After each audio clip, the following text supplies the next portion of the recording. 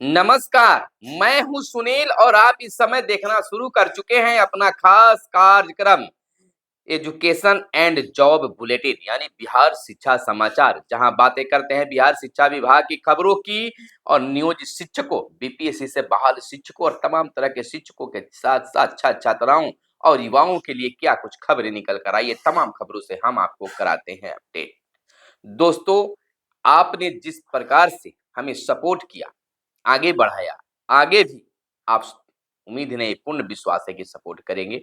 Channel पर पहली बार आए हैं या अब तक चैनल को सब्सक्राइब नहीं किए तो चैनल को जरूर सब्सक्राइब कर लीजिएगा और वीडियो पसंद आए तो लाइक जरूर कर लीजिएगा। शिक्षा के इतिहास में, शिक्षकों के इतिहास में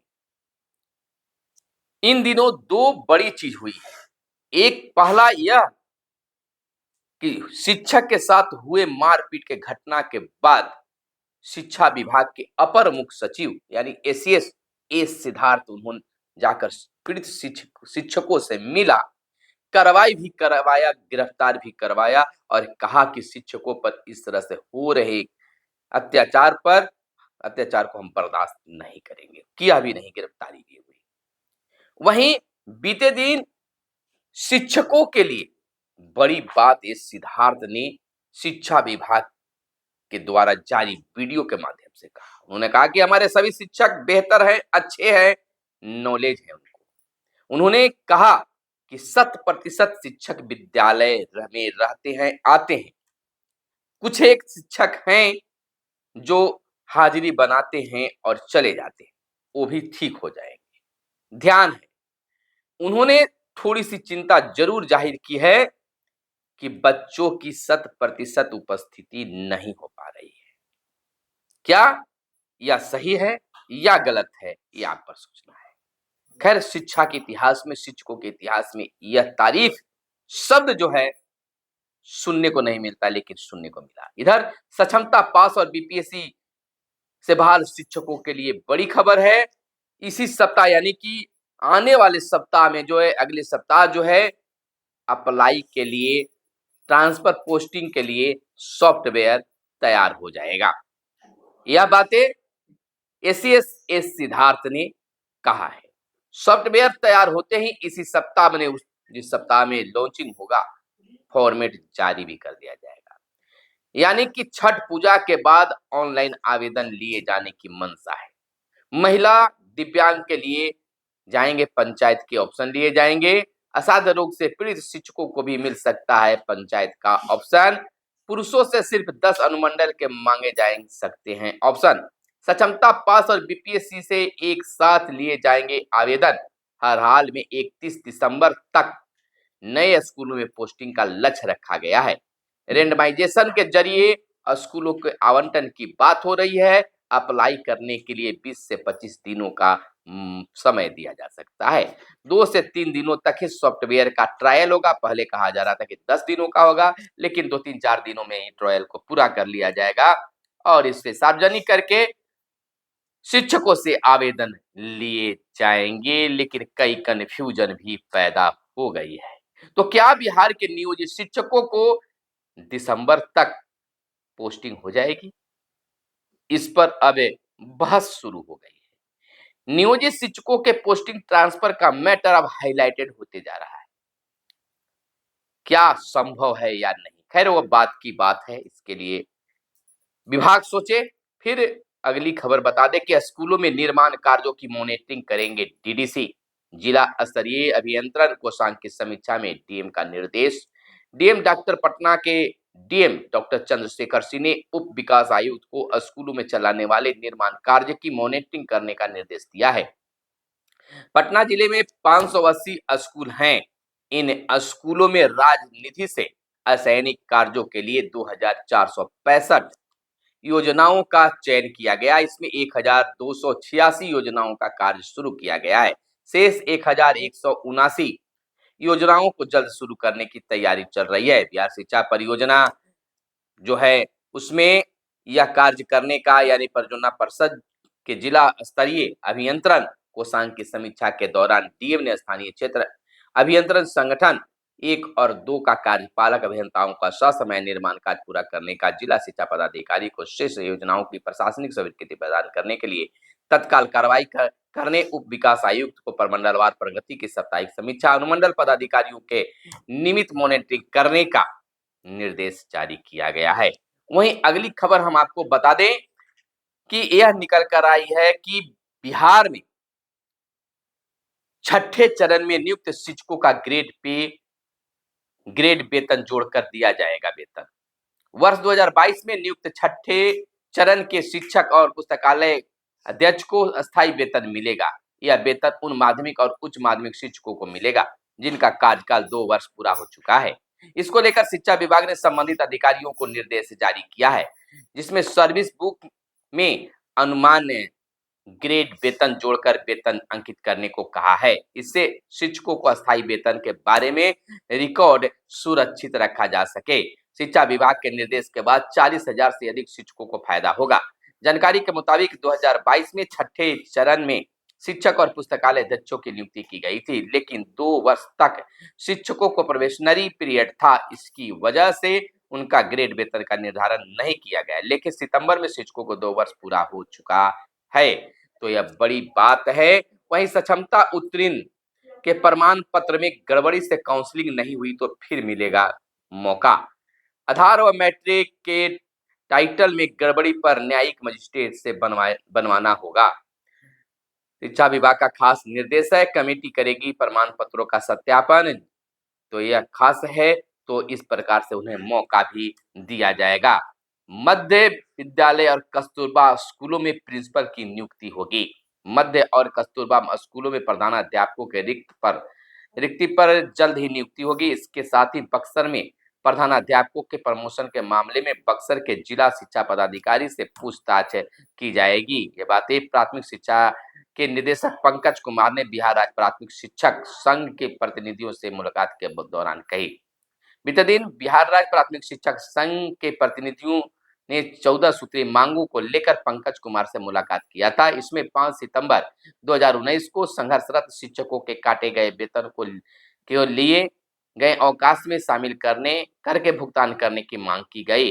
इसके साथ ही 2015 से 17 व 16 से 18 के रेगुलर मोड में प्रशिक्षित शिक्षकों को विरमण की तिथि से प्रशिक्षित का दर्जा और रिजल्ट जारी होने के दिन में वेतन के भुगतान की मांग की गई। प्रतिनिधि मंडल ने टीआरई 1 और 2 में क्वालिफाइड नंबर लाने वाले नियोजित शिक्षकों को सक्षमता परीक्षा से मुक्त रखते हुए राज्यकर्मी बनाने को कहा। इसके साथ 5 वर्षों से लंबित महंगाई भत्ता सहित अन्य मदों के भुगतान करने की मांग की। इस शिक्षा कोष पर हाजिरी के लिए स्कूलों में इलेक्ट्रॉनिक यंत्र और इंटरनेट लगाने को मांग की गई है। वहीं एमडीएम का जायजा लेने पहुंचे एसीएस बच्चों को अंडा नहीं देने पर पूछा सवाल। डीओ ने कहा, कार्तिक माह में दीपावली व छठ को लेकर बच्चे नहीं खाते हैं। आपको बता दें कि सिमतुल्ला आवासीय विद्यालय के निरीक्षण के दौरान शिक्षा विभाग के अपर मुख्य सचिव डॉक्टर एस सिद्धार्थ ने रास्ते में एक प्राथमिक विद्यालय औरैया का निरीक्षण किया, जहां स्कूली बच्चों को मध्याह्न भोजन करवाया जा रहा था। अपर मुख्य सचिव ने इस दौरान स्कूली बच्चों को मिलने वाले मध्याह्न भोजन की गुणवत्ता की जांच की। बच्चों को भोजन में दिए गए चावल से भरी थाली को उठाकर चावल की जांच की और साथ में मौजूद डीईओ राकेश कुमार से रोस्टर के अनुसार मेनू के बारे में पूछा। अपर मुख्य सचिव मेनू के अनुसार शुक्रवार को स्कूली बच्चों को अंडा न मिलने के सवाल पूछा तो डीईओ ने कार्तिक मास में दीपावली और छठ पूजा की बात का हवाला देते हुए बच्चों के द्वारा अंडा न खाने की बात बताई। अपर मुख्य सचिव ने विद्यालय में शिक्षकों की उपस्थिति, बच्चों के नामांकन सहित अन्य कई तरह की जानकारी भी लिया।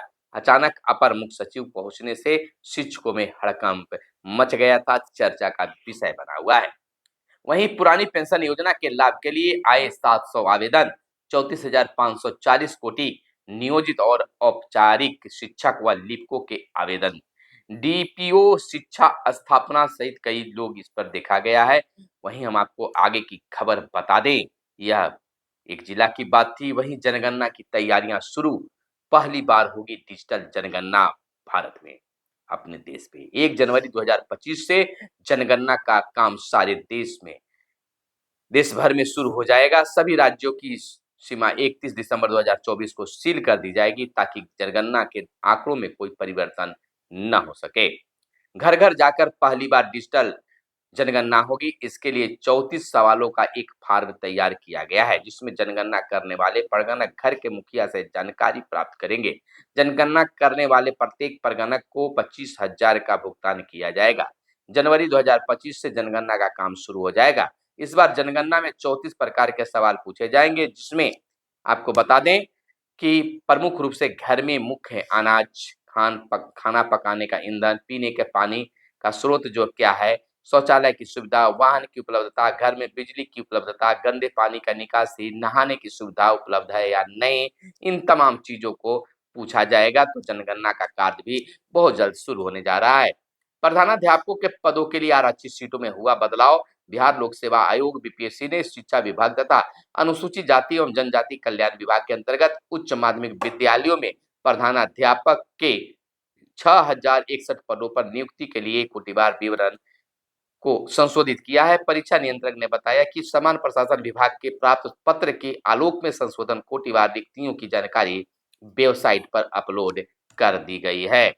वहीं अपर सचिव ने पूछा, शिकायत क्यों नहीं की, तो शिक्षकों ने दिखा दिए अपने जमुई के लाहवान उत्क्रमित माध्यमिक विद्यालय व बसंतपुर पहुंचकर सिद्धार्थ ने पीड़ित शिक्षकों को बंधाया ढाढ़स। रंगदारी नहीं देने पर कुख्यात ने 8 शिक्षकों को बेरहमी से पीटा था। हालांकि अब उसकी गिरफ्तारी भी हो गई है, लेकिन शिक्षकों के दर्द जो ने भी वीडियो में भी सुना, उनके शरीर सिहर गए। 70 लाठी, क्या किसी पर 7 लाठी भी पड़ जाए तो क्या हाल होगा। उन शिक्षकों को किस तरह से बेरहमी से पीटा गया, क्या गुनाह किया था उन्होंने। खैर, बातें हैं, सजा मिलनी चाहिए। शिक्षकों के साथ मारपीट के मामले पर एक नियोजित शिक्षकों की भूमिका हो रही है जांच, यानी कि माना जा रहा है कि शिक्षक के भी इसमें हाथ हो सकता है। जांच में क्या कुछ निकल कर सामने आता है वो तो आने वाला वक्त बताएगा। फिलहाल आपको लिए चलते हैं कि निर्देशक से मिले प्राथमिक शिक्षक संघ कई चीजों पर मांग किया और मांग के अनुसार उन्हें उम्मीद है कि अब इस पे शिक्षकों को फायदा होगा। वहीं रेलवे भर्ती बोर्ड ने परीक्षाओं की तिथि में किया बड़ा बदलाव। 4 परीक्षाओं में 90 लाख से अधिक अभ्यर्थी होंगे शामिल। आपको बता दें कि रेलवे भर्ती बोर्ड ने कई परीक्षाओं की तिथि में बदलाव किया है। आरआरबी ने बदलाव का कैलेंडर भी जारी कर दिया है। सहायक loco pilot pilot RPF, SI, technician, junior engineer, CMA और मेटलर्जिकल सुपरवाइजर पदों के लिए आरआरबी ने भर्ती 2024 परीक्षा तिथि में बदलाव कर दिया है। एएलपी 25 से 29 नवंबर, आरपी नई परीक्षा की तिथि है। आरपीएफ एसआई 2 से 12 दिसंबर, तकनीशियन का 18 से 29 दिसंबर और जेई और अन्य के लिए 13 से 17 दिसंबर नई तिथि निर्धारित की गई है। वहीं बीपीएससी ने प्रधानाध्यापकों का आरक्षण रोस्टर में बदलाव किया है, यानी कि वो उसमें बदलाव करते हुए जो थी गड़बड़ी उसको सुधारने का प्रयास किया गया है। इधर टीआरई 1 और 2 के अध्यापकों को नहीं मिलेगा अध्ययन अवकाश नहीं दिया जाएगा, बल्कि आप चाहते हैं तो वह आप जा सकते हैं, असाधारण अवकाश आपको मिल सकता है। वहीं शिक्षिका के बदले अपना फोटो अपलोड करने वाले शिक्षक हुए निलंबित। गया जिले के इमामगंज प्रखंड के मध्य विद्यालय रामपुर एसटी में पदस्थापित शिक्षिका दीपा सिका के अनुपस्थित रहने के उपरांत इस शिक्षा कोष पोर्टल पर उनकी उपस्थिति दर्ज कर दी गई। वहीं शिक्षिका के फोटो अपलोड नहीं कर शिक्षक राहुल यादव अपना फोटो अपलोड कर दिया। इसकी जानकारी मिलते ही स्थापना डीपीओ के द्वारा ई शिक्षा कोष सिस्टम को गलत तरीके से उपयोग करने वाले शिक्षक से स्पष्टीकरण मांगी गई, लेकिन संतोषजनक जवाब नहीं मिलने पर शिक्षक राहुल यादव को निलंबित करते हुए सिरघाटी बीआरसी में रहने का आदेश जारी किया गया है। वहीं बिहार के स्कूलों में खेल प्रतिभा की होगी अब खोज। 40,000 विद्यालयों के 60 लाख बच्चे लेंगे इसमें हिस्सा। चुने गए विद्यार्थियों को सालाना 3 लाख छात्रवृत्ति भी दी जाएगी। तो यह खास योजना है, विद्यार्थियों को फायदा होने वाला है।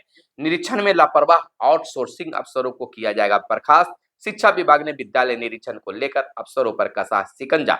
फिर भी विद्यालयों की स्थिति नहीं सुधरी तो जिला शिक्षा पदाधिकारी भी नपेंगे खास आदेश जो है एस सिद्धार्थ के द्वारा दिया गया है। माध्यमिक एवं उच्च माध्यमिक शिक्षकों के रोस्टर की जांच करेगा समान प्रशासन विभाग। समान प्रशासन विभाग करेगा जांच। जिलों से मांगे गए रोस्टर के लिस्ट के ब्यौरे, अध्यापकों की नियुक्ति का भी मामला। वहीं हम आपको बता दें कि इमामगंज के प्रभारी प्रधानाध्यापक किए गए निलंबित। शिक्षा विभाग ने सरकारी विद्यालयों में कार्यरत शिक्षकों को ई शिक्षा कोष पर दर्ज सेल्फ उपस्थिति के आधार पर वेतन देने का निर्णय लिया है। इसके लिए प्रारंभिक माध्यमिक एवं उच्च माध्यमिक विद्यालयों में कार्यरत शिक्षक अपनी उपस्थिति इस शिक्षा कोष के माध्यम से बनाने में लगे, लेकिन कई विद्यालय शिक्षकों के द्वारा इस शिक्षा कोष सिस्टम का गलत प्रयोग कर विद्यालय में नहीं आने के बाद भी उसकी हाजिरी बना दे रहे हैं। तो इस तरह के मामला आ रहे हैं, जहां गया में ये बड़ी कार्रवाई हुई है।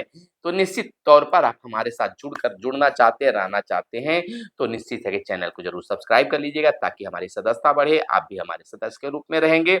ना कोई पैसा लगता है, ना कुछ लगता है, आपको केवल वीडियो मिलता रहेगा। तो फिर मिलेंगे अगले वीडियो में, तब तक यहीं पर आपको छोड़े जाते हैं। धन्यवाद। जय हिंद, जय भारत, वंदे मातरम।